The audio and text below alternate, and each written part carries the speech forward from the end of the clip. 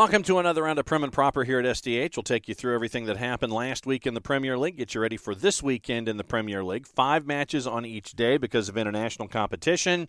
So there's going to be some teams with some tired legs and teams testing depth as we get ready for what's going to happen on the 23rd and the 24th. But let's take you back through what happened last weekend, get you squared away with the standings and where things are. Early match on Saturday, Liverpool 3-1 winners over Wolves at a minus 149.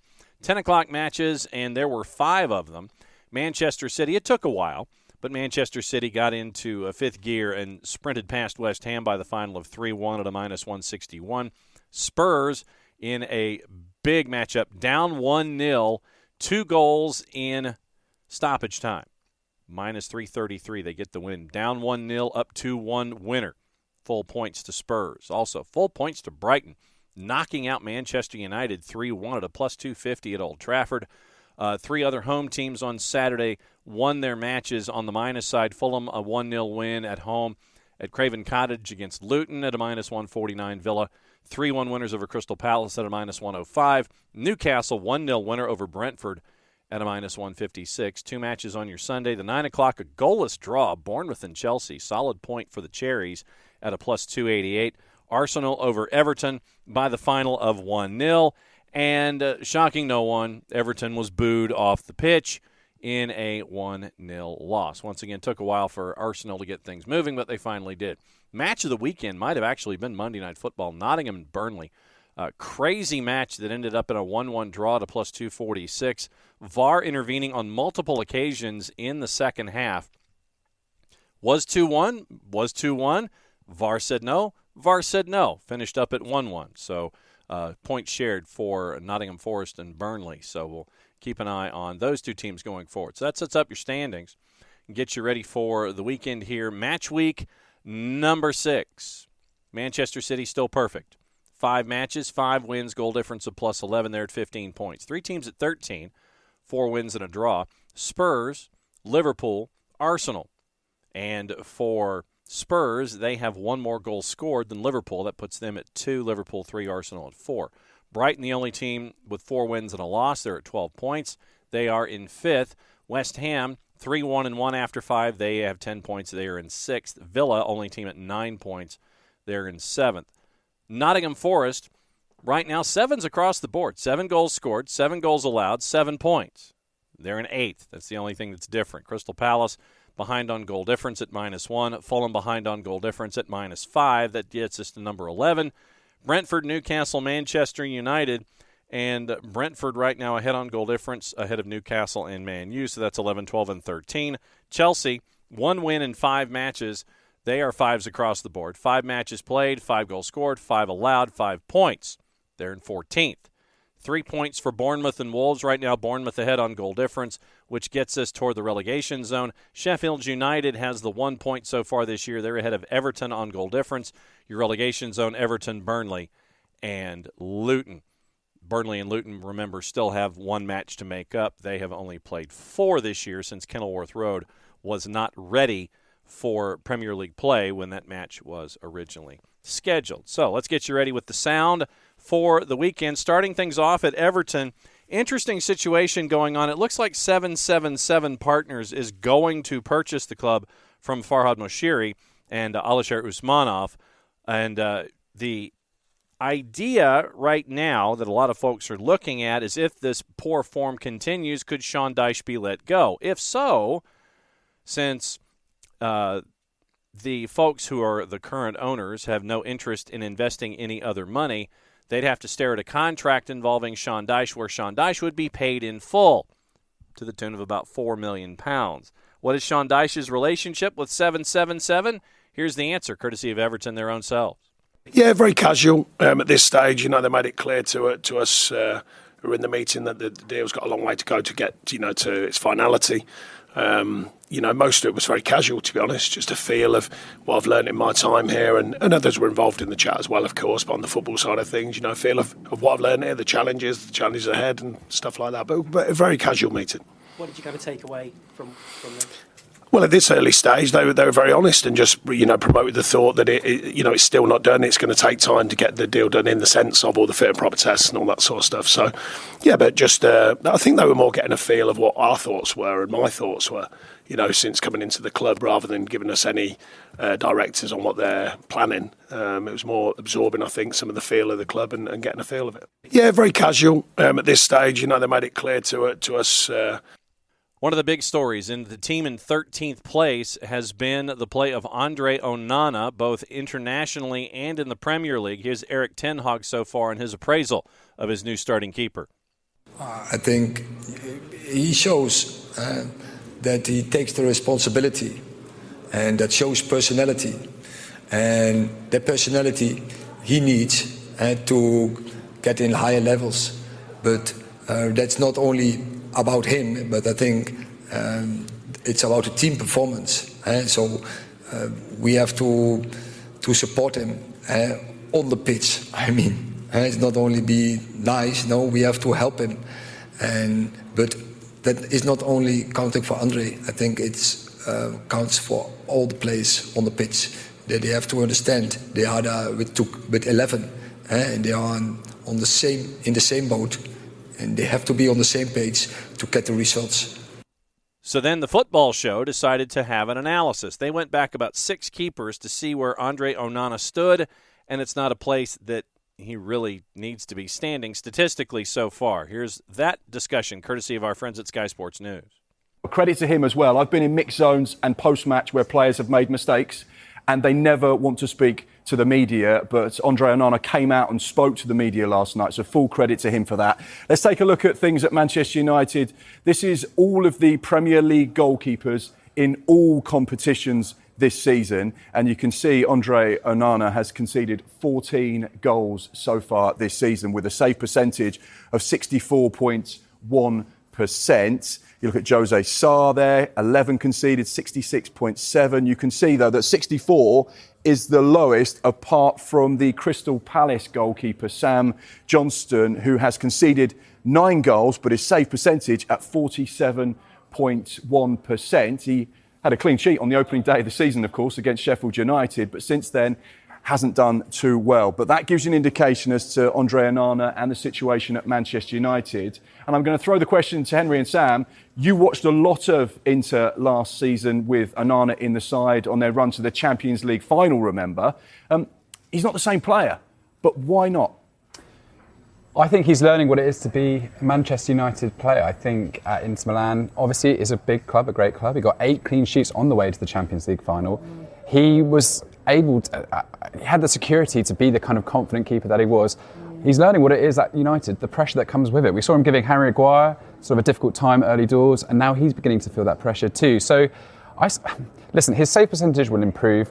He was ultimately bought for the style of play that he will implement, his ability to play out from the back. And he's just had a tough time at United. I don't think, other than sort of the goal we saw him concede yesterday, that he's conceded loads of clear-cut opportunities. If you look at post-shot XG, which some people may not like necessarily, but it does show that he's not conceded loads of goals that he's expected to concede.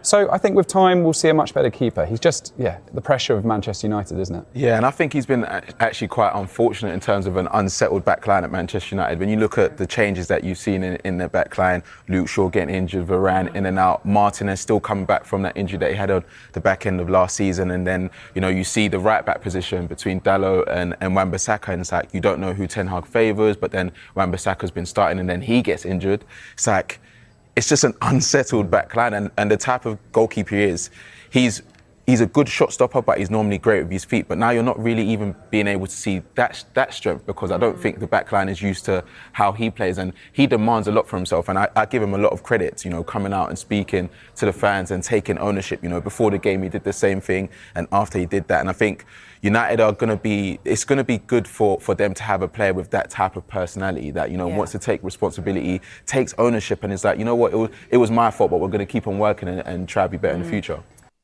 Fulham in 10th with a record of 2-1-2. Once again, 5 matches played, -5 in goal difference.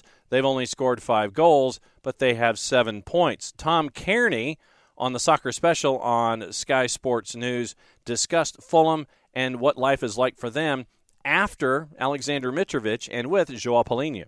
It's huge. I mean, you lose that many goals out your team. It's difficult to replace. We brought Jimenez in. He's had a good start. Hopefully he can try and get double figures for us this season. But look, I don't think his championship record will be beat in my lifetime, to be honest. The 43 goals, I honestly don't think that will get beat.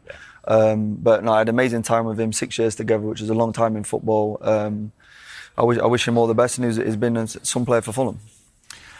You did keep hold of Paulinho, though, even though he was in Munich on deadline day. Just how important was it, given the influence he has in that midfield, for you to keep hold of him? It's vital. He's probably the best off the ball central midfield player I've ever seen. His reaction as soon as we lose it is second to none. His tackles he makes. You know what I mean? He just doesn't get there and puts pressure on. He goes and wins the ball. He's a bit old school. He's not really. I don't even want class him as Portuguese really. Sometimes, would you? The way he flies in. Yeah. But no, he's been a breath of fresh air to the Premier League. And I mean, if you get linked with Bayern Munich in your first season, you know you've done something special. Brighton in 5th, 4 wins, 1 loss, 15 goals scored in 5 matches. Where do they stand right now as they have ducked into their first international competition, losing to AEK in a bit of a shootout in the midweek? Here's Roberto De Zerbi, courtesy of Brighton, their own selves. The way how we will play, how we will compete can give us upgrade, no? But when I'm speaking about we are Brighton, it's because we can't forget where we have started and where and who we were, no? And we can't lose our DNA.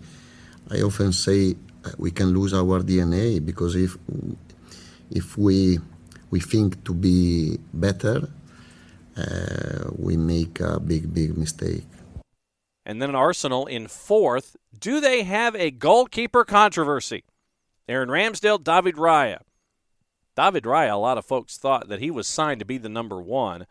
So we'll see what happens as time goes forward. David Raya, does he keep the place? Here's Mikel Arteta's thoughts on his goalkeeper situation, courtesy of Arsenal, their own selves.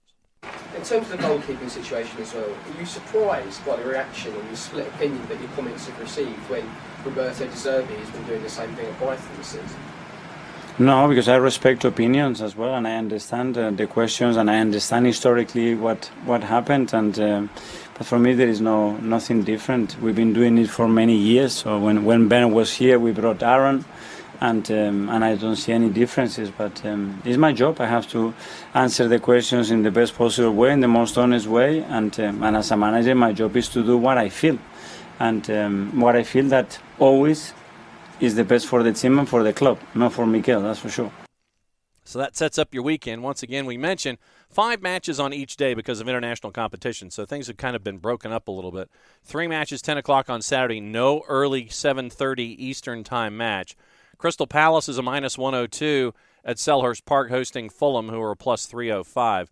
Luton at Kenilworth Road hosting Wolves at a +229. Wolves are a road favorite at a +124. Your draw is a +250. Your final 10 o'clock match, Manchester City hosting Nottingham Forest. Big favorites, no surprise, at a -667. Nottingham Forest, by the way, a +1763 in the 17 Juicebox Purveyor Composite, courtesy of our friends at Odds Portal. A 12:30 Eastern match, Brentford hosting Everton. Brentford at the G-Tech is a -122. Draws a +283. Everton is a +344. Late game, Burnley hosting Manchester United at Turf Moor. Manchester United a -135, taking on Vincent Kompany's Clarets at a +326 on the draw. And Burnley is a +345 in the win column. 5 matches on your Sunday, 4 of them at 9 o'clock. Spurs visiting Arsenal at the Emirates. Arsenal's a -145, draws a +343. Spurs are a +363. Brighton and Bournemouth, an interesting one here, but Brighton obviously a big favorite at a -244. Bournemouth almost a +6.25 to win. Draw is almost +4.25. Chelsea at Stamford Bridge hosting Aston Villa, favored at a -109. The draw and Aston Villa both hovering around +290 in the composite. Liverpool hosting West Ham at a -250. Draws a +442.